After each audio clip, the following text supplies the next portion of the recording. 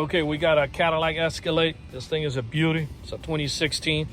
We went ahead and added the shock sensor to the factory alarm system because what they're doing is going around, breaking windows without opening the doors, because they know better to open the door because they know the system's going to fire off.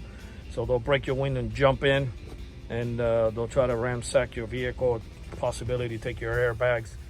Or they sit here and they plug in a laptop and try to download the firmware to program another key fob, which it takes time, but you definitely don't want nobody hanging around inside your car for the whole night while you're inside the house sleeping. So the shock sensor is the way to go. I'm gonna go ahead and bang on the window, and that will fire off the alarm.